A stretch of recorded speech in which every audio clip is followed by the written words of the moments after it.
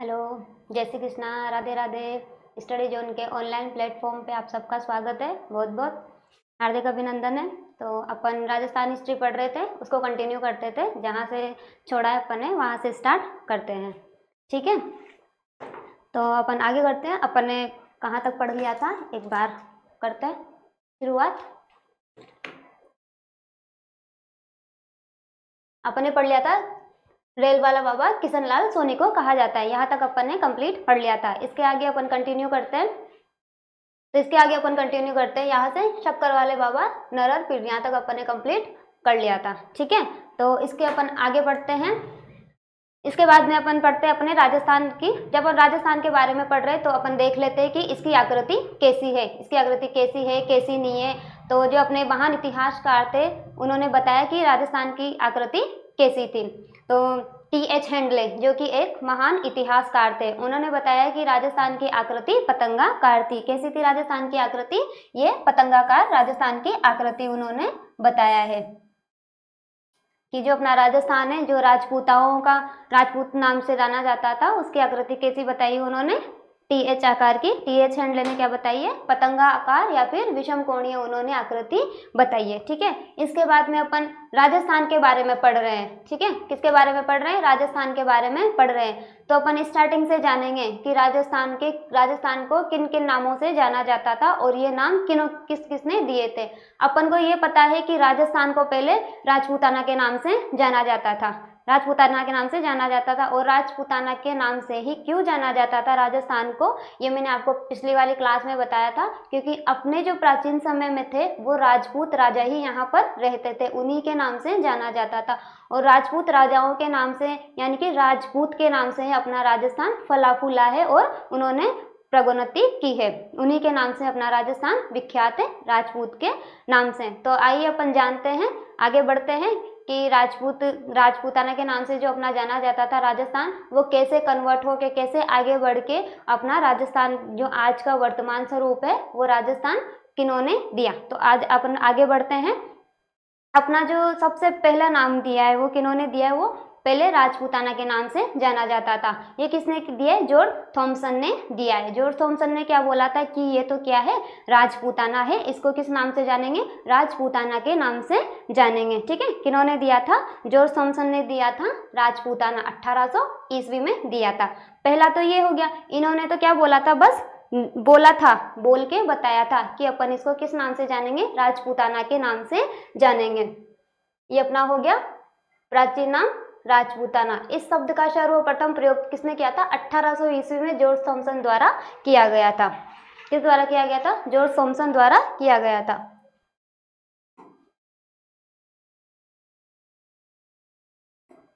George Thompson द्वारा किया गया था, ठीक है। यहाँ तक का अपन ने पढ़ लिया है। इसके पश्चात अपन बात करते हैं कि जॉर्ज थॉमसन ने तो ओनली बताया था, बोला था कि अपन राजस्थान को राजपूताना के नाम से जानेंगे, ठीक है। तो उनका भी नाम शामिल हो गया इस इतिहास में। किसका? जॉर्ज थॉमसन का। इसके पश्चात इसी नाम को लिखित रूप में किसने दिया था, इसकी अपन चर्चा करते हैं। इसी नाम को लिखित रूप में विलियम फ्रैंकलिन ने दिया था। किसने दिया था? विलियम फ्रैंकलिन ने दिया था। राजपूताना को लिखित रूप में नाम किसने दिया था? राजपूताना विलियम फ्रैंकलिन ने दिया था। हो गया। इसके पश्चात अपन आगे बढ़ते हैं। तीसरा नाम आ जाता है अपने रायथान। रायथान का मतलब होता है राजाओं का स्थान, जहाँ पे राजा निवास करते थे। तो ये सर्वप्रथम नाम दिया था रायथान कर्नल जेम्स टोड ने। इसके पश्चात ही कर्नल जेम्स टोड ने एक और नाम दिया था जो अपना वर्तमान स्वरूप में राजस्थान है, ये राजस्थान कर्नल जेम्स टोड ने दिया था। और इनकी एक पुस्तक भी है, the annals and antiquities of Rajasthan. उसमें भी लिखा हुआ है कि जो राजस्थान नाम दिया है वो इन्होंने दिया है, ठीक है। तो अपन यहाँ तक का देख लेते हैं आगे। जो समझाया मैंने आपको, मैं एक बार दोबारा वापस विस्तार से बता देती हूँ। राजपूताना शब्द का सर्वप्रथम लिखित रूप में प्रयोग 1805 ईस्वी में विलियम फ्रैंकलिन द्वारा किया गया था, ठीक है। किसके द्वारा किया गया है? विलियम फ्रैंकलिन द्वारा किया गया है। किस रूप में किया गया? ये लिखित रूप में किया गया है। जबकि बोलकर सबसे पहले किसने बताया था? जॉर्ज थॉमसन ने बताया था। क्या बताया था कि राजस्थान का जो नाम बताया था सबसे पहले किसने बताया था? जॉर्ज थॉमसन ने बताया था। और क्या बताया था? राजपूताना बताया था। और लिखित रूप में किसने दिया था? विलियम फ्रैंकलिन ने दिया था। ठीक है, विलियम फ्रैंकलिन ने एक पुस्तक भी लिखी थी, वो क्या है? The military memoirs of George Thomas. किसने लिखी थी ये? विलियम फ्रैंकलिन ने लिखी थी। ये इन्हीं की पुस्तक है। इसमें भी बताया गया है कि राजस्थान का प्राचीन नाम क्या था?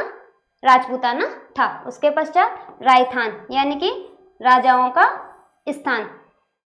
रायथान का मतलब क्या होता है? राजाओं का स्थान। ये किसने बोला था? कर्नल जेम्स टोड द्वारा इस शब्द का प्रयोग किया गया था। किसके द्वारा इस शब्द का प्रयोग किया गया था? कर्नल जेम्स टोड द्वारा। इसके पश्चात जो अपना वर्तमान स्वरूप में जो राजस्थान है, इस शब्द को किसने दिया था? वर्तमान स्वरूप में जो राजस्थान है अपना, इसको किसने दिया था? कर्नल जेम्स टोड ने दिया था। 1829 ईस्वी में दिया था। किसने दिया था? कर्नल जेम्स टोड ने। कर्नल जेम्स टोड द्वारा दिया गया था। कर्नल जेम्स टोड की पुस्तक मैंने आपको बताई है क्या थी? Annals and antiquities of Rajasthan.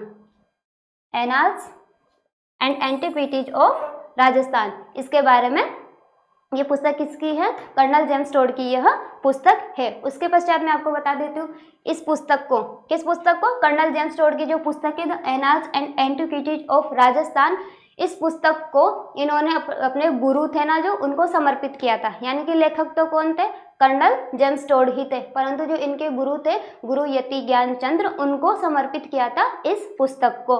फिर इस पुस्तक के जो संपादक होते हैं, यानी कि संपादक का मतलब इसमें जो है उसका मतलब है कि इनके एक शिष्य हुए थे विलियम क्रूक नाम से। विलियम क्रूक नाम से इनके शिष्य थे, उन्होंने इनका संपादक किया था इस पुस्तक का। संपादक का अर्थ यहाँ पर है कि इस पुस्तक में जो भी त्रुटियां थी उन सारी त्रुटियों को उन्होंने देखा और दोबारा उनको सही किया, इसलिए उनको इनका संपादक माना जाता है, विलियम क्रूक को। उसके पश्चात यहाँ तक अपना राजस्थान का परिचय थोड़ा बहुत होता है। इसके पश्चात अपन बात करेंगे कि राजस्थान में कितनी रियासतें थी, राजस्थान में कितने ठिकाने थे। तो मैं आपको रियासत का बारे में थोड़ी समझा देती हूँ। ये मैंने बता ही दिया आपको। कर्नल जेम्स टोड लेखक थे इसके। उसके पश्चात ये समर्पित किसको थी? गुरु यति ज्ञानचंद्र को यह समर्पित थी, जो इनको गुरु माना करते थे। कौन माना करते थे? कर्नल जेम्स टोड इनको गुरु माना करते थे। इसके पश्चात इसके संपादक मैंने बताया है आपको, विलियम क्रूक। इसके संपादक कौन है? विलियम क्रूक इसके संपादक है। विलियम क्रूक इसके संपादक है। अब अपन बात करेंगे राजस्थान में रियासतों की, कि राजस्थान में कितनी रियासतें थी, राजस्थान में कितने ठिकाने थे। मैम आपने ये तो बता दिया कि रियासतें 19 थी, पर रियासतों का मतलब भी तो बताइए। तो मैं रियासतों का मतलब बता देती हूँ आपको। रियासतों का मतलब होता है जैसे अपने अभी राजस्थान में अपने जिले हैं, उस टाइम पे क्या हुआ करती थी? रियासतें होती थी। तो अपन मोटे मोटे तौर पर यह समझ सकते हैं कि राजस्थान रियासतों का मतलब ये होता है कि अपने राजस्थान में उस टाइम पे कितने राजा निवास करते थे, यानी कितने राजा राजगद्दी पर बैठा करते थे। तो कितने बैठा करते थे? 19। यानी कि सबकी अलग अलग रियासतें थी और उनमें क्या करते थे? राजा निवास करते थे। अपने अपने राज्य की जो सीमा थी उनको लेकर उन्होंने क्या कर रखा था? अपने अपने राज्य की सीमा डिसाइड कर रखी थी, निर्धारित कर रखी थी कि यहाँ तक मेरा राज्य है, और उसमें वो क्या किया करते थे? शासन किया करते थे। इस प्रकार अपने राजस्थान में कितने राजा शासन करते थे? एक साथ राजगद्दी पे कितना बैठा करते थे? 19 अपनी अपनी रियासत पे। ठीक है, कितनी रियासतें हो गई? 19 रियासतें हो गई। तो 19 रियासतों के बारे में अपन चर्चा करते हैं। 19 रियासतों में सबसे पहले कौन सी रियासत आती है? मेवाड़ रियासत। मेवाड़ रियासत क्या है? यह सबसे प्राचीन रियासत है और जो इसमें वंश था वो भी सबसे प्राचीन वंश है। तो मेवाड़ रियासत में कौन सा वंश हुआ करता था? गुहिल वंश हुआ करता था। यह सबसे प्राचीन वंश है और यह रियासत भी फिर उस हिसाब से क्या हुई? सबसे प्राचीन रियासत हुई। ठीक है, इसका अन्य नाम क्या है? इसका अन्य नाम क्या है? उदयपुर भी है इसी रियासत का। मेवाड़ रियासत का जो अन्य नाम है वह क्या है? उदयपुर है। और जो यहाँ पर जो राजा हुआ करते थे वह अपने नाम के आगे रावल या फिर राणा लगाया करते थे, जैसे राणा कुंभा, राणा रतन सिंह, इस प्रकार से। ठीक है, इसके पश्चात अपन आगे बढ़ते हैं। इसके पश्चात दूसरी है बांसवाड़ा प्रताप, तीसरी है डूंगरपुर और चौथी है प्रतापगढ़। ठीक है, क्या क्या बोला, पहले तो होगी मेवाड़, उसके पश्चात क्या हो गया, बांसवाड़ा, प्रतापगढ़ और डूंगरपुर। ठीक है, यहाँ के जो राजा हुआ करते थे वो अपने नाम के आगे क्या लगाया करते थे, महारावल लगाया करते थे। क्या लगाया करते थे, महारावल लगाया करते थे। इसके पश्चात में है करौली, उसके पश्चात में जैसलमेर, उसके पश्चात में अलवर, धौलपुर, भरतपुर, कोटा, बूंदी, टोंक, झालावाड़, जोधपुर। इस प्रकार से क्या है 19 रियासतें होती है। ठीक है, इसके पश्चात अपन देख लेते हैं इसमें।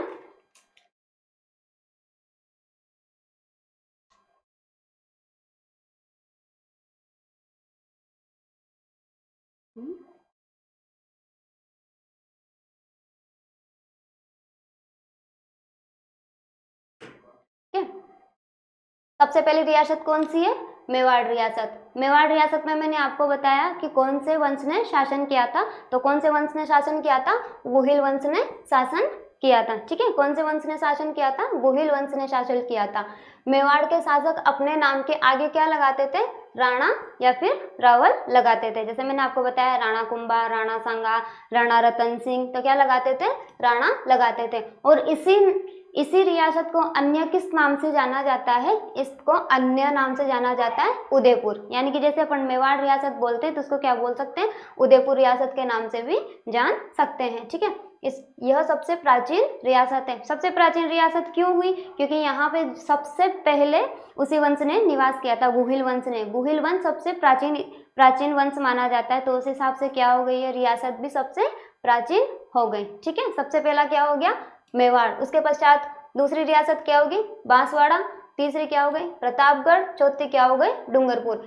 इन तीनों रियासत में एक साथ जो राजा हुआ करते थे वो अपने नाम के आगे क्या लगाते थे, महारावल लगाया करते थे। क्या लगाया करते थे, महारावल लगाया करते थे। क्या लगाया करते थे, महारावल लगाया करते थे। उसके पश्चात करौली, जैसलमेर। ठीक है, करौली वाले अपने नाम के आगे क्या लगाते थे, पीछे पाल लगाते थे। क्या लगाते थे, पाल लगाते थे। जैसलमेर में कौन सा वंश निवास करता था, यादव राजवंश। कौन सा वंश निवास करता था, यादव राजवंश निवास करता था। उसके पश्चात अलवर, अलवर में कौन सा वंश निवास करता था, नरुका वंश निवास करता था। आमेर, आमेर में कौन सा वंश निवास करता था, कछावा, कछावा राजवंश निवास करता था। और ये कछावा जो राजवंश है, इन्होंने क्या किया था, यह एकमात्र ऐसा वंश है अपने राजस्थान में जिन्होंने मुगलों के साथ में सबसे पहले वैवाहिक संबंध स्थापित किए थे। क्या किए थे, वैवाहिक संबंध स्थापित किए थे। किन्होंने किए थे, कछावा वंश ने किए थे सबसे पहले, बाद में तो फिर होते ही रहते थे। ठीक है, ये आमेर रियासत, इस आमेर रियासत को अपन क्या बोल सकते हैं, जयपुर रियासत के नाम से भी जानते हैं। जिस प्रकार अपन क्या इसको अलग नाम से जानते थे ना, उदयपुर रियासत, इस प्रकार इसको क्या कह सकते हैं अपन, जयपुर रियासत भी कह सकते हैं। ठीक है, इसके पश्चात क्या है, ये जनसंख्या की दृष्टि से सबसे बड़ी रियासत मानी जाती है। क्या मानी जाती है, जनसंख्या की दृष्टि से सबसे बड़ी रियासत मानी जा सकती है, जनसंख्या की दृष्टि से सबसे बड़ी रियासत है। उसके पश्चात में क्या है, भरतपुर रियासत और धौलपुर रियासत। भरतपुर रियासत और धौलपुर रियासत में कौन से राजाओं ने शासन किया था, कौन से वंश के राजाओं ने शासन किया था, जाट। अभी भी ज्यादातर जो लोग हैं जो जाट वंश के, वो कहाँ पाए जाते हैं, भरतपुर में और धौलपुर में पाए जाते हैं। ठीक है, अपनी कितनी रियासतें होगी, 10 रियासतें, 10 रियासतें होगी। इसके पश्चात कौन सी, 11वीं रियासत। 11वीं रियासत कौन सी है, सिरोही। सिरोही में कौन सा वंश निवास करता था, देवड़ा वंश। कौन सा वंश निवास करता था, देवड़ा वंश। इसके पश्चात है शाहपुरा। शाहपुरा ये क्या है, जनसंख्या की दृष्टि से सबसे छोटी रियासत थी, किससे, छोटी रियासत थी। उसके पश्चात कोटा, झालावाड़, बूंदी और टोक, इन चारों में मिला के कौन सा वंश निवास करता था, हाड़ा वंश निवास करता था। कौन सा वंश निवास करता था, हाड़ा वंश निवास करता था। और ये टोक एकमात्र ऐसी रियासत थी जो कौन सी थी, मुस्लिम रियासत थी। एकमात्र कौन सी रियासत थी, मुस्लिम रियासत थी। ये अपनी हो जाती है 16 रियासतें। इसके पश्चात जोधपुर। जोधपुर कहाँ है, मारवाड़। जोधपुर को क्या बोल सकते हैं अपन, मारवाड़ रियासत भी बोल सकते हैं। तो क्षेत्रफल की दृष्टि से कौन, वैसे भी अपना जो थार का मरुस्थल है वो कितना बड़ा है, तो उस हिसाब से क्या है जोधपुर रियासत भी क्या है सबसे बड़ी रियासत हो जाएगी। क्षेत्रफल की दृष्टि से कौन सी कितनी बड़ी हो जाएगी, सबसे बड़ी हो जाएगी। जितनी भी रियासतें अपने पढ़ी उसमें सबसे बड़ी रियासत कौन सी, जैसे क्वेश्चन आता है कि क्षेत्रफल की दृष्टि से सबसे बड़ी रियासत कौन सी है, तो कौन सी होगी, वो अपन ने पढ़ लिया तो याद भी रह जाएगा कि कौन सी हो जाएगी, जोधपुर रियासत। उसके पश्चात में क्या है, बीकानेर। बीकानेर में कौन से वंश निवास करते थे, राठौड़ वंश निवास करते थे। बीकानेर और किशनगढ़ में, इन दोनों में कौन से करते थे, राठौड़ या फिर राव वंश निवास करते थे। और ये अपने नाम के आगे क्या कर लगाते थे, राव शब्द लगाते थे। ठीक है, और एक और बात बता देती हूँ, झालावाड़। झालावाड़ क्या है, अपनी इनकी उस टाइम की क्या थी, सबसे नवीन रियासत कौन सी थी, झालावाड़। इस रियासत का निर्माण है ना अंग्रेजों के द्वारा किया गया था अपने स्वार्थ के लिए, झालावाड़ रियासत का।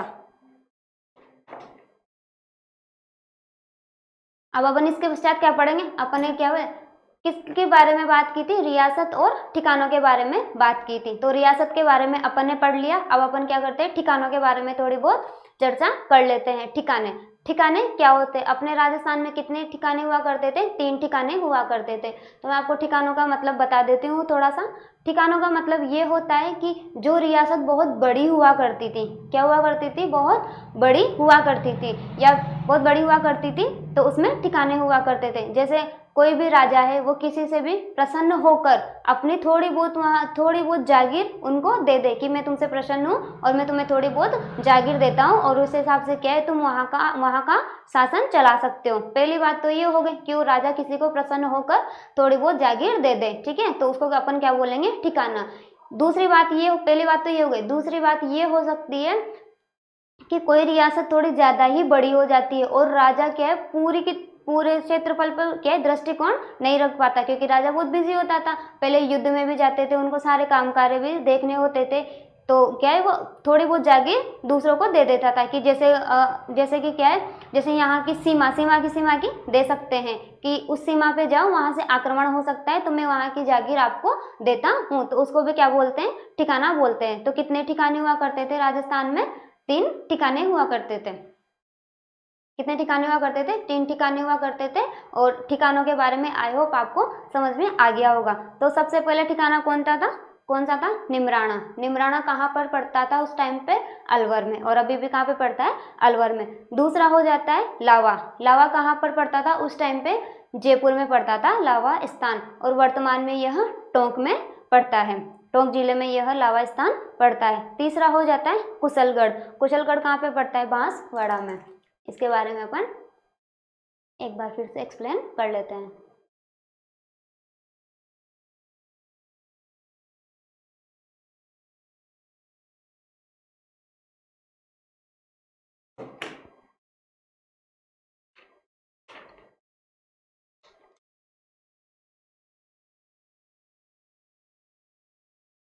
ठिकाने, ठीक है, कितने ठिकाने हुआ करते थे, 3 ठिकाने हुआ करते थे। कौन कौन से, निमराना, अलवर। दूसरा क्या है, लावा। लावा उस टाइम पे कौन सी रियासत में पड़ता था, यह जयपुर रियासत में पड़ता था, और वर्तमान में कहाँ पर है, ये टोंक में है। तीसरा कौन सा हो जाएगा, कुशलगढ़। कुशलगढ़ और उस टाइम पे कहाँ पे पड़ता था, ये बांसवाड़ा में, ठीक है। इसके पश्चात अपन आगे बढ़ते हैं। अब अपन किसके बारे में पढ़ रहे हैं, राजपूतों के बारे में राजपूतों के बारे में पढ़ रहे हैं, ठीक है। तो राजपूतों के बारे में पढ़ रहे हैं, तो राजपूतों के लिए अपन थोड़ी सी इन्फॉर्मेशन ले लेते हैं, इनका परिचय देख लेते हैं कि उनकी उत्पत्ति कहाँ से हुई थी, ये कहाँ से आए थे, कौन से इतिहासकार ने इनको क्या बोला कि इनकी उत्पत्ति कहाँ से हुई थी। तो अपन इनके बारे में थोड़ा चर्चा कर लेते हैं, क्योंकि किसी के भी बारे में पढ़ते हैं तो अपन उसकी इन्फॉर्मेशन लेते हैं थोड़ी बहुत कि वो क्या है, कैसा है। किसी इंसान से भी अपन जब पहली बार मिलते हैं तो उनके बारे में भी अपन थोड़ा नाम पता तो अपन पूछते ही हैं। तो इसी प्रकार क्या है, अपन राजपूत राजाओं के बारे में देखते हैं कि उनकी उत्पत्ति कहाँ से हुई है और वो कहाँ से आए। इनके बारे में अलग अलग इतिहासकारों ने अलग अलग मत दिए हैं। ठीक है। तो किस इतिहासकार ने कौन सा मत दिए उसके बारे में अपन चर्चा करते हैं। सबसे पहले इतिहासकार कौन से थे? गौरीशंकर हीराचंद ओझा। इनको किस नाम से भी जाना जाता है? GH ओझा के नाम से जाना जाता है। ये भी महान इतिहासकार हुआ करते थे। इन्होंने क्या बताया है कि जो राजपूत राजा हुआ करते थे वो किसकी? आर्यों की संतानें, आर्यों की संतानें। किसकी संतानें? आर्यों की संतानें हैं। और आर्यों को क्या बोला जाता है? क्षत्रिय बोला जाता है। जो आर्यों की संतान है उनको क्या बोला है? क्षत्रिय बोला है। ठीक है। उसके पश्चात में दूसरा है CV वैद्य। इन्होंने क्या बताया है? इन्होंने बताया कि जो राजपूत राजा हुआ करते थे वो क्या थे? वो वैदिक आर्यों की संतानें थे। किसकी संतानें थे? वैदिक आर्यों की संतानें थे। उसके पश्चात दो इतिहासकार और आते हैं, नयनचंद्र सूरी। ठीक है। कौन से आते हैं? नयनचंद्र सूरी और जयनायक भट्ट। नयनचंद्र सूरी का एक प्रसिद्ध ग्रंथ है हम्मीर महाकाव्य। ठीक है। कौन सा ग्रंथ है नयनचंद्र सूरी का? हम्मीर महाकाव्य। और दूसरा है जयनायक भट्ट। इनका भी एक महान अच्छा सा ग्रंथ है। कौन सा है? पृथ्वीराज रासो। इन दोनों ने मत दिया है। क्या मत दिया है इन्होंने? इन दोनों के अनुसार, नयनचंद्र सूरी और जयनायक भट्ट के अनुसार इन्होंने बोला है कि राजपूत जो राजा थे वो क्या थे? सूर्यवंशी थे। क्या थे? सूर्यवंशी थे। इसके पश्चात में कौन आते हैं? DR भंडारकर। कौन आते हैं? DR भंडारकर और गोपीनाथ शर्मा। कौन आते हैं? DR भंडारकर और गोपीनाथ शर्मा। इन्होंने बताया है कि जो राजपूत राजा थे वो क्या थे? ब्राह्मण या फिर गुर्जर थे। कौन से थे? ब्राह्मण या फिर गुर्जर थे। यहाँ तक का हो गया। इसके पश्चात में एक और अवधारणा आती है इनकी, मिश्रित अवधारणा। क्या आती है? मिश्रित अवधारणा। मिश्रित अवधारणा का मतलब भी मैं आपको बताऊंगी। और ये मिश्रित अवधारणा किन्होंने दी है? ये DP यानी कि देवी प्रसाद चट्टोपाध्याय ने दिए। किन्होंने दिए? DP प्रसाद यानी कि DP प्रसाद चट्टोपाध्याय ने दिए। इन्होंने क्या बोला है? इन्होंने ये बोला है कि ना तो ये राजपूत राजा है, ये ना तो देसी है ना ही ये विदेशी है। ये क्या है? मिश्रित है। मिश्रित का मतलब मैं आपको बताती हूँ। यानी कि जो पहले आक्रमणकारी जो राजा हुआ करते थे, जो दूसरे देश से आया करते थे, जैसे शक, सीतियन, हूण, कुषाण, ये चारों जातियों के जो राजा हुआ करते थे ये क्या थे? आक्रमणकारी थे। यानी कि अलग अलग देशों में जाके और आक्रमण किया करते थे। क्या किया करते थे? अलग अलग देशों में जाके आक्रमण किया करते थे। इसी प्रकार पे अपने भारत में भी आए और यहाँ पर आके क्या है? आक्रमण किया था। किन किन्हों ने किया था? चार जो जातियां बताइए, शक, सीतियन, हूण और कुषाण। ठीक है। तो जो आक्रमण करने आते हैं तो इसका मतलब तो ये नहीं कि जितने आक्रमणकारी आए हैं इतने के इतने ही वापस चले जाएंगे। थोड़े बहुत बचे हैं वो भारत में भी तो रहेंगे ना, थोड़े बहुत तो रहते ही है। ऐसा तो है नहीं कि जितने आए उतने वापस चले जाते हैं। तो यहाँ पर रहे, यहाँ पर बसे हैं, यहाँ पर उनका रहना खाना पीना, अपनी आजीविका स्टार्ट कर देते हो। क्या कर देते हैं? अपनी आजीविका स्टार्ट कर देते हैं। अब जैसे जैसे उनके बच्चे बड़े होंगे तो वैवाहिक संबंध भी तो स्थापित करने पड़ेंगे ना, उनके विवाह भी करने पड़ेंगे। तो उन्होंने क्या किया था? अपने भारत में ही उनके वैवाहिक संबंध स्थापित किए थे। जो उनके पुत्र पुत्री थे वो अपने भारत में जो भी पुत्र पुत्री हुआ करते थे उनके वैवाहिक संबंध उनसे स्थापित कर दिए। अब वैवाहिक संबंध स्थापित करने से जो उनकी संतानें उत्पन्न होती है, उनकी संतानें जो उत्पन्न होती है, DP चट्टोपाध्याय के अनुसार वह संतानें क्या कहलाई? राजपूत कहलाई। क्या कहलाई? राजपूत कहलाई।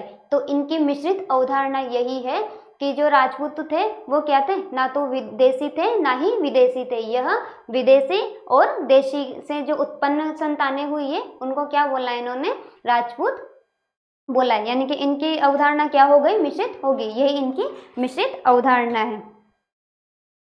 इसके पश्चात में आते हैं BL चट्टोपाध्याय। कौन आते हैं? BL चट्टोपाध्याय। इन्होंने क्या बोला है कि जो राजपूत है, कौन है? जो राजपूत है वो सामाजिक आर्थिक क्रियाओं की उपज है। इन्होंने ये बोला था। अब अपन और आगे चर्चा करते हैं कि कौन कौन से इतिहासकारों ने राजपूतों को क्या क्या बोला। अब आते हैं अब विदेशी बोला है। किन्होंने बोला है? विदेशी। राजपूतों को क्या बोला है? विदेशी बोला है। इनको किन्हों ने मत दिया? इसके बारे में अपन थोड़ा सा बाद में चर्चा करेंगे। इससे पहले अपन ने जो भी पढ़ा है उसके बारे में अपन देख लेते हैं एक बार।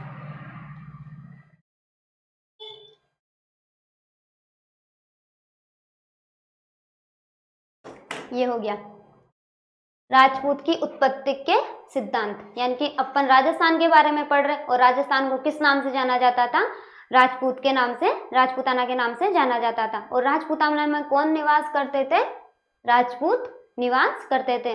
तो अपन को किस बारे में जानकारी होनी चाहिए, राजपूतों के बारे में जानकारी होना चाहिए। ठीक है, तो अपन आगे करते हैं, जो भी अपन ने समझा है उसको एक बार दोबारा एक्सप्लेन कर देते हैं।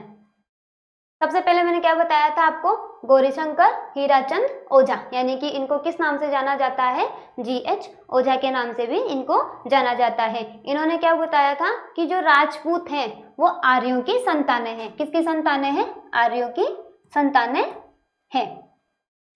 किसकी संतान है, आर्यों की संतान है। और आर्यों की संतानों को इन्होंने क्या बोला, बताया था कि जो आर्यों की संतानें हैं उनको क्या बताया था, क्षत्रिय बताया था। उनको क्या कहा जाता है, क्षत्रिय कहा जाता है। ठीक है, इसके पश्चात में क्या है, सीवी वैद्य।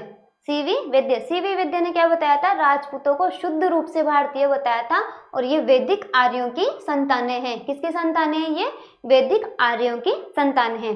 इसके पश्चात नयन चंद्र सूरी और जयनायक भट्ट, इन्होंने क्या बताया था, कि ये राजपूत सूर्यवंशी है। कौन से हैं, सूर्यवंशी हैं। और ये नयन चंद्र सूरी का कौन सा है, हम्मीर महाकाव्य एक ग्रंथ है इनका, कौन सा है, हम्मीर महाकाव्य। इसी प्रकार जयनायक भट्ट का कौन सा ग्रंथ है, पृथ्वीराज रासो। ठीक है, इन्होंने क्या बताया है, इनको सूर्यवंशी बताया है। इसके पश्चात देखते हैं DR भंडारकर। कौन है, DR भंडारकर, वो गोपीनाथ शर्मा। इनके अनुसार क्या है, राजपूतों की उत्पत्ति किससे हुई है, ब्राह्मणों से या फिर गुर्जरों से हुई है। किनसे हुई है, ब्राह्मणों से या फिर गुर्जरों से इनकी उत्पत्ति हुई है। इसके पश्चात मिश्रित अवधारणा किसने दी है, DP चट्टोपाध्याय। इनका पूरा नाम क्या है, देवी प्रसाद चट्टोपाध्याय। इन्होंने क्या है, इनकी मिश्रित अवधारणा दी है। मिश्रित अवधारणा का मतलब मैंने आपको समझा दिया है कि क्या होता है, जो ये आक्रमणकारी जातियां थी चारों, कौन कौन से थी, शक, सितियन, हुण और कुषाण। ये चारों आक्रमणकारी जातियां थी, ये यहाँ पर आती है भारत में और भारत में ही बस जाती है। थोड़े बहुत तो लोग रहते ही हैं, आक्रमण के पश्चात कितना दंगा फसाद होता है, कितनी जान मान की हानि होती है, तो उस हिसाब से क्या है, थोड़े बहुत लोग यहाँ पर रह जाते हैं और अपनी आजीविका यहीं पर ही स्टार्ट कर देते हैं, यहीं पर शुरू कर देते हैं। तो भारतीयों के साथ में क्या है, इनके वैवाहिक संबंध स्थापित करवाते हैं। तो वैवाहिक संबंध स्थापित करने से जो संतानें उत्पन्न हुई, कौन हुई, संतानें उत्पन्न होती है वैवाहिक संबंध से, वो क्या कहलाई, राजपूत कहलाए। क्या कहलाए, इनके अनुसार राजपूत कहलाए।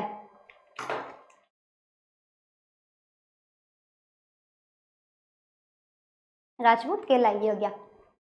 ये DP चट्टोपाध्याय का हो गया कि राजपूत ना तो देसी है ना ही विदेशी है, यानी कि देसी और विदेशी का क्या है, ये मिश्रण है। क्या है, मिश्रण है, यही मिश्रित अवधारणा है। और ये क्या कहलाए, राजपूत कहलाए। क्या कहलाए, ये राजपूत कहलाए। इसी प्रकार BL चट्टोपाध्याय ने क्या बताया कि जो राजपूत है वो सामाजिक व आर्थिक क्रियाओं की उपज है। क्या है, सामाजिक और आर्थिक क्रियाओं की उपज है। ठीक है, अब यहाँ तक मैंने आपको समझा दिया है। अब इसके बारे में आप बोलोगे कि मैम आपने तो ये बता दिया, अब इनको याद कैसे करते हैं। तो आइए इनकी थोड़ी सी ट्रिक भी देखते हैं, जितना मेरे से हो सकता है ट्रिक के बारे में मैं आपको उतना बता देती हूँ कि ताकि आपको इजीली थोड़ा अच्छे से याद रह जाए।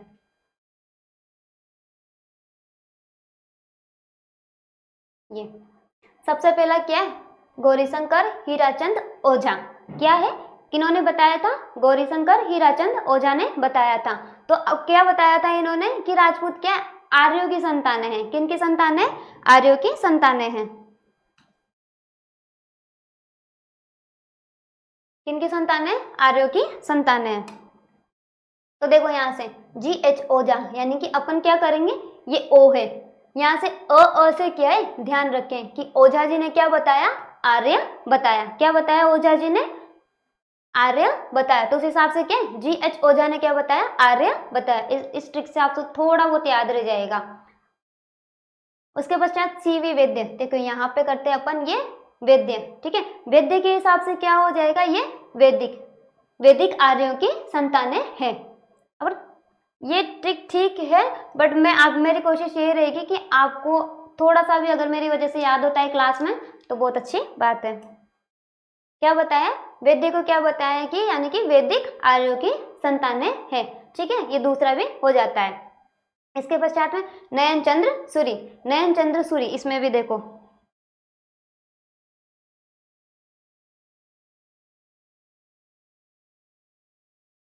नयन चंद्र सूरी, देखो यहाँ पे क्या आ रहा है, स, नयन चंद्र सूरी, यानी कि सूरी जी ने क्या बताया, नयन चंद्र सूरी जी ने कि क्या है, सूर्यवंशी है। तो क्या कर लेंगे अपन, स से सूर्य याद रखेंगे, किससे, सूर्य से सूर्य याद रखेंगे, तीसरा हो गया। ठीक है, ओझा से अपन क्या रखेंगे, अ से आर्य, वैद्य से वैदिक, सूर्य से सूर्य।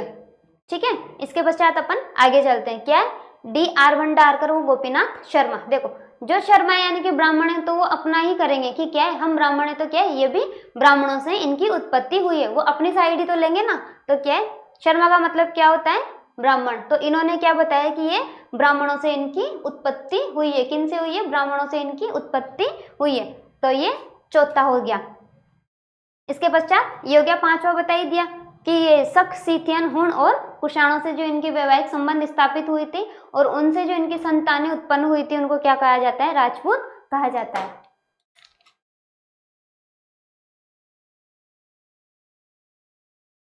ठीक है, अब अपन आगे बढ़ते हैं, यहाँ तक बता दिया। अब उसके पश्चात है कि राजपूतों को विदेशी किस किसने कहा और क्या क्या मत दिए। जो कर्नल जेम्स टोड थे उन्होंने क्या बोला है कि राजपूत विदेशी थे। सबसे पहला मत इन्होंने दिया है कर्नल जेम्स टोड ने, जो अपने राजस्थान के महान इतिहासकार है। कौन है, कर्नल जेम्स टोड। इन्होंने क्या बताया है कि राजपूत है वो विदेशी है। ठीक है, और जो सूर्यमल मिश्रण थे और नयन चंद्र सूरी थे, इन्होंने क्या किया था, इस मत का समर्थन किया था कि हाँ हम भी इस मत का समर्थन करते हैं और क्या है, राजपूत है वो विदेशी है। वैसे भी इससे पहले अपन ने जो पढ़ा है उसमें देखा है कि जो नयन चंद्र सूरी है उन्होंने तो बताया कि वह सूर्यवंशी है और इनका भी मत इन्होंने स्वीकार किया है कि क्या है, राजपूत राजा विदेशी है। कर्नल जेम्स टोड ने क्या बताया कि जो शक और जो सीथियन जातियां थी, क्या थी, शक और जो सीथियन जातियां थी उनकी जो संतानें उत्पन्न हुई है, किन किन की, शक और सीथियन की, उनको क्या बोला है उन्होंने, राजपूत बोला है। इसके पश्चात है विसेंट, विसेंट है स्मिथ, इन्होंने क्या बोला है कि जो यूची, क्या है, जो यूची, हूण, गुजर है, इनकी संतानें क्या है, राजपूत है। इसके पश्चात कनिंगम, कनिंगम अलेक्जेंडर थे, उन्होंने क्या बताया है कि ये कुषाणों की संतानें हैं, जो विदेशी है यह कुषाणों की संतानें हैं। राजपूत विदेशी है और ये किसकी संतानें, कुषाणों की संतानें हैं। यहाँ तक देख लेते हैं अपन।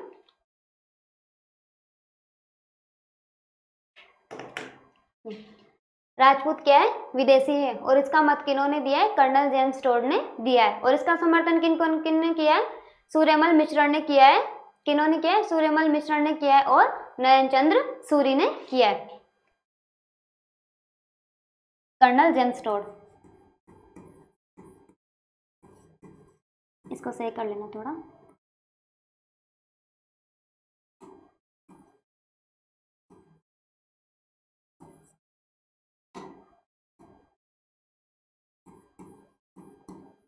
Colonel James Tod, colonel James Tod ने क्या बोला है कि क्या है, शक और सीथियन है, क्या है, शक और सीथियन की जो संतानें उत्पन्न हुई है उनको क्या बोला है, इन्होंने राजपूत बोला है। उसके पश्चात विसेंट ए स्मिथ, इन्होंने क्या बोला है, यूची, हूण और गुजरों की जो संतानें हैं उनको क्या बोला है, राजपूत बोला है। कनिंगम अलेक्जेंडर ने क्या बोला है कि जो राजपूत है वह क्या है, विदेशी जाति कुषाणों की संतानें। किनकी संतानें हैं, कुषाणों की संतानें। इनमें देखो कनिंगम में क्या रहा है, क, और इन्होंने क्या बताया, कुषाणों की, यानी कि अपन क और क, कनिंगम से कुषाण याद रख सकते हैं। ठीक है, यहाँ तक अपन ने पढ़ लिया है इनका। अब अपन आगे चलते हैं, इनका एक और है, यानी कि जिन्होंने बताया राजपूतों के बारे में, किन्होंने बताया, अपन इनका क्या है, राजपूतों के बारे में क्या है, एक अग्निकुंड सिद्धांत है। क्या है, अग्निकुंड सिद्धांत है, जो किन्होंने लिखा, कि इनके बारे में किन्होंने बताया है, चंद्रवरदाय ने बताया है। किन्होंने बताया है, चंद्रवरदाय ने बताया है। अग्निकुंड के सिद्धांत के बारे में किन्होंने बताया? चंद्रवरदाय ने बताया। और चंद्रवरदाय का इन्होंने ऐसे ही नहीं बताया, इनका एक ग्रंथ है, कौन सा है? पृथ्वीराज रासो, उनमें लिखा हुआ है इसके बारे में, अग्निकुंड सिद्धांत के बारे में। चंद्रवरदाय ने जो ग्रंथ लिखा है पृथ्वीराज रासो, इनके क्या है? 18 भाग है। और ये जो अभी पेपर हुआ था सीईटी का, उसमें भी आया था ये क्वेश्चन कि पृथ्वीराज रासो कितने भागों में है। तो कितने भागों में है ये? 18 भागों में। कितने भागों में है? 18 भागों में है। ठीक है, तो इसके बारे में अपन चर्चा करते हैं। पृथ्वीराज रासो कितने भागों में? 18 भागों में। इनके जो 8 भाग थे वो किन्होंने लिखे थे? खुद चंद्रवरदाय ने लिखे थे। किन्होंने लिखे थे? चंद्रवरदाय ने लिखे थे। और 6 भाग थे वो राजाबाई ने लिखे थे। और जो 4 भाग है वो जलहण ने लिखे थे, उन्होंने लिखे थे। इस प्रकार से क्या 18 भाग हो जाते हैं। इन्होंने इस सिद्धांत के बारे में क्या बताया? अग्निकुंड सिद्धांत के बारे में कि एक ऋषि थे, ऋषि वशिष्ठ थे। कौन थे? ऋषि वशिष्ठ थे। उन्होंने क्या किया था? यज्ञ किया था। और उनके यज्ञ करने से 4 जातियां उत्पन्न हुई थी। कितनी जातियां उत्पन्न हुई थी? 4 जातियां उत्पन्न हुई थी, प्रतिहार, परमार, चालुक्य और चौहान। ठीक है, कितनी जातियां उत्पन्न हुई थी? 4 जातियां उत्पन्न हुई थी। और उन्हीं को ही क्या बोला है? राजपूत बोला है। क्या बोला है? राजपूत बोला है। कौन से, किसके अनुसार? अग्निकुंड सिद्धांत के अनुसार, जिनके बारे में किसने बताया? चंद्रवरदाय ने बताया है। और जो इनका चंद्रवरदाय का जो पृथ्वीराज रासो है वो उन्होंने लिखा था, परंतु जो उनका चंद्रवरदाय ने जो ग्रंथ लिखा था पृथ्वीराज रासो, उनका उद्धारक यानी कि पृथ्वीराज रासो को फेमस किसने किया था? उनको चर्चा में कौन लेके आया था? प्रसिद्ध किसने किया था? कर्नल जेम्स टोड ने। तो उस हिसाब से पृथ्वीराज रासो का जो उद्धारक है वो किसको बोला जाता है? कर्नल जेम्स टोड को बोला जाता है। तो यहाँ तक अपन देख लेते हैं।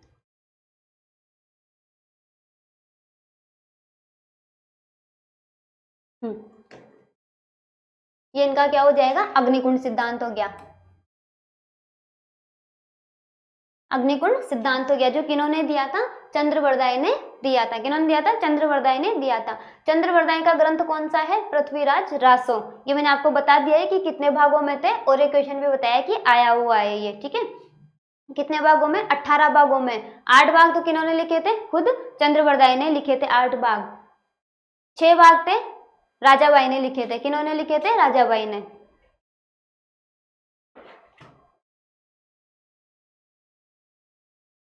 यहाँ पे लिख लेना, ये राजाबाई। और ये 4 भाग है वो जलहण ने लिखे हैं। 8 भाग किन्होंने लिखे? चंद्रवरदाय ने लिखे हैं। 6 भाग राजाबाई ने लिखे हैं। और 4 भाग किन्होंने लिखे? जलहण ने लिखे हैं। ठीक है, इस सिद्धांत के अनुसार क्या है? ऋषि वशिष्ठ थे। कौन थे? एक ऋषि थे, उनका नाम क्या था? वशिष्ठ मुनि। उन्होंने क्या? आबू के पर्वत पर एक यज्ञ किया था। कहाँ पे किया था? आबू के पर्वत पे क्या किया था? एक यज्ञ किया था, जिनसे कितनी संतानों की उत्पत्ति हुई है? 4 संतानों की उत्पत्ति हुई है, जैसा कि मैंने आपको बताया। और वो कौन कौन से थे? प्रतिहार, परमार, चालुक्य। और चालुक्य को क्या बोला जाता है? इन्हीं को सोलंकी भी बोला जाता है। तो चालुक्य या फिर सोलंकी। ठीक है, और ये चौवन, और या फिर इनको क्या बोला जाता है? चौहान भी इनको बोला जाता है। ठीक है, तो अग्निकुंड सिद्धांत के अनुसार कितनी जातियों की उत्पत्ति हुई थी?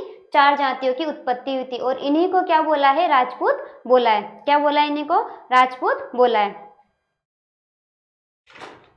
यहाँ तक हो गया। ये क्या? अपना राजस्थान का परिचय, जो मैंने आपको समझाने की कोशिश की है। आई होप समझ में आया होगा। फिर भी मेरी पूरी कोशिश रही है कि आपको समझ में आया होगा। ये हो गया अपने राजस्थान का पूरा इतिहास, पूरा परिचय, जो मैंने आपको अभी तक समझाया है परिचय के बारे में। अब अपन क्या आगे स्टार्ट करते हैं?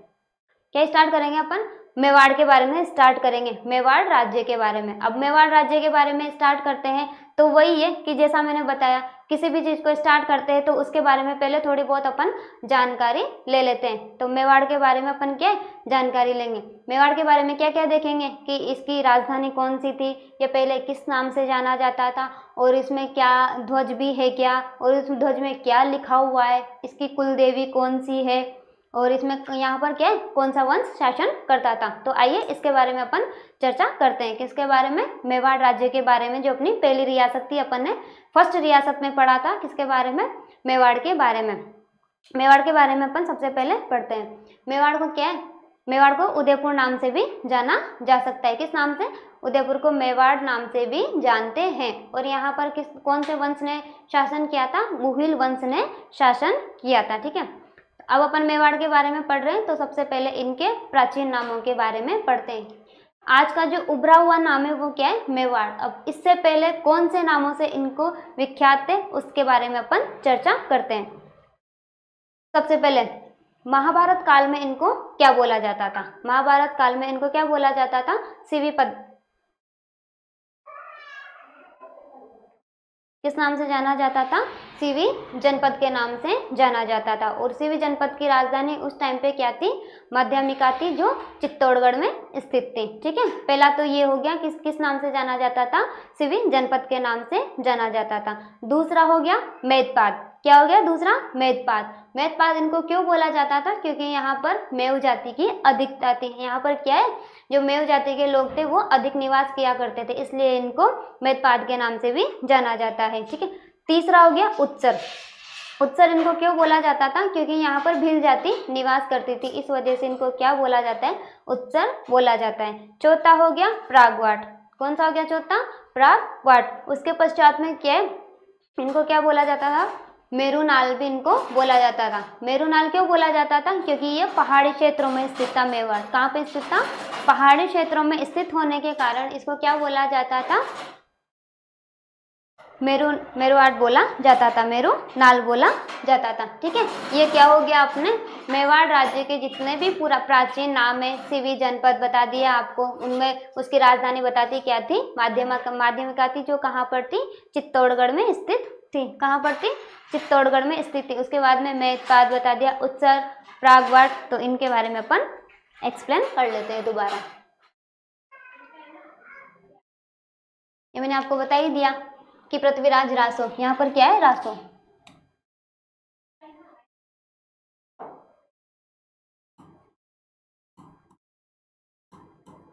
पृथ्वीराज रासो, इनका उद्धारक किसको किया जाता है? उद्धारक का मतलब क्या होता है? इसको फेमस किसने किया है? तो उसकी किन्होंने किया था? प्रसिद्ध किन्होंने किया था? कर्नल जेम्स टोड ने किया था। ठीक है, यहाँ तक का अपना राजस्थान का परिचय समाप्त हो जाता है। इसके पश्चात क्या है, अपन मेवाड़ राज्य के बारे में पढ़े। किनके बारे में पढ़ेंगे? मेवाड़ राज्य के बारे में, मेवाड़ के इतिहास के बारे में अपन चर्चा करते हैं। तो सबसे पहले क्या है, किसी भी चीज के बारे में पढ़ते तो उसका इतिहास देखते हैं कि उसको प्राचीन में क्या बोला जाता था। जैसा कि अपन ने अभी देखा, मेवाड़ का प्राचीन नाम क्या था?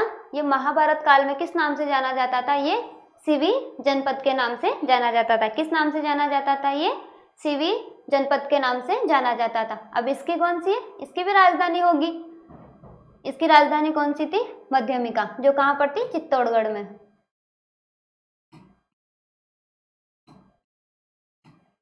ये चित्तौड़गढ़ में। पहला नाम तो क्या हो गया? सिवी जनपद के नाम से जाना जाता था। कहाँ पर जाना जाता था इनको? सिवी जनपद के नाम से महाभारत काल में इनको जाना जाता था।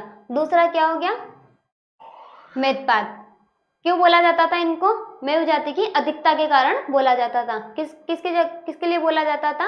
यहाँ पर क्या है? मेव जाति की अधिकता हुआ करती थी, इस वजह से इसको क्या बोला जाता है? मेदपाद बोला जाता है। उत्सर, उत्सर क्यों बोला जाता है? जैसा कि मैंने आपको बताया क्यों बोला जाता है, क्योंकि यहाँ पर भील जाति निवास करती थी। क्या है? यह भीलों का मुख्य क्षेत्र। ठीक है, भील जाति निवास करती थी, या फिर अपन इसको बोल सकते हैं कि यह भीलों का मुख्य क्षेत्र था, इस वजह से इनको क्या बोला जाता है? उत्सर बोला जाता है। चौथा हो जाएगा प्रागवाट, और पांचवा हो जाएगा मेरुनाल। मेरुनाल क्यों बोला जाता था इनको? क्योंकि ये पहाड़ी क्षेत्र में स्थित था। कहाँ पर है? पहाड़ी क्षेत्र में स्थित है, इसलिए इनको क्या बोला जाता है? मेरुनाल बोला जाता है। ठीक है, इसके पश्चात मेवाड़ राज्य का स्वयं का एक झंडा हुआ करता था। क्या हुआ करता था? झंडा हुआ करता था। उसका ये ध्येय वाक्य है। क्या है? ध्येय वाक्य है। यहाँ पे क्या जाएगा? दृढ़। जो राखे धड़, जो दृढ़ राखे धर्म तिहि राखे करतार। ठीक है, इसका मतलब मैं आपको बता देती हूँ। जो दृढ़ राखे धर्म तिहि राखे करतार, यानी कि जो धर्म की रक्षा करता है, धर्म क्या है? उसकी रक्षा करता है। इसका मतलब क्या है? जो धर्म की रक्षा करता है, धर्म उसकी रक्षा करता है। अब अपन क्या है? मेवाड़ के तिरंगे के बारे में पढ़ते हैं। मेवाड़ के अपन झंडे के बारे में पढ़ते हैं कि मेवाड़ का झंडा कैसा था और इसमें क्या क्या अंकित था। यह है, इस प्रकार का था मेवाड़ का झंडा। किस प्रकार का था मेवाड़ का झंडा? दिख तो रहा है या कलर चेंज करें?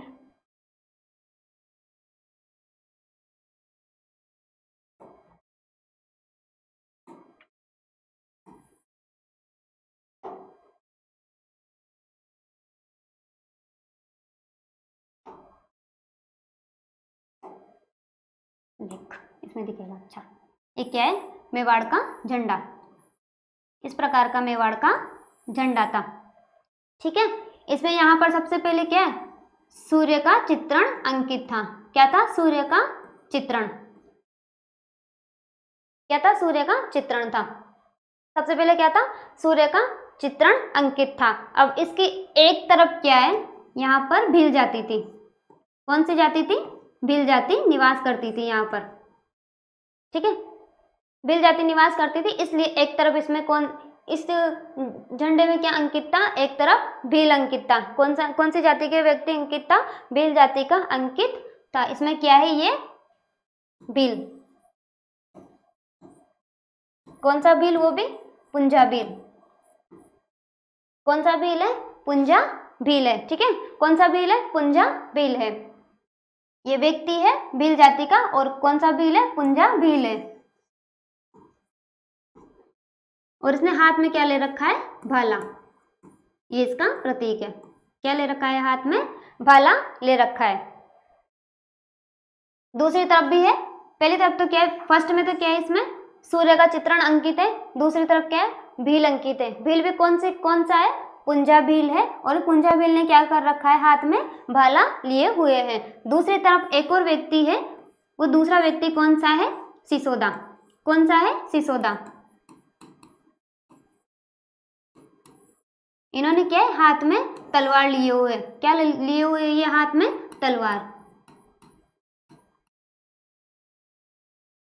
क्या लिए हुए? ये हाथ में तलवार लिए हुए। सिसोदिया है इसमें। एक तरफ तो क्या है? सिसोदियाओं का व्यक्ति है। दूसरी तरफ क्या है? भील है। वो भी कौन सा है? पुंजा भील है। उन्होंने क्या किया है? अब एक हाथ में भाला लिए हुआ है। और इसके यहाँ पर तो सूर्य अंकित है, और यहाँ पे क्या लिखा हुआ है? अतः अतः।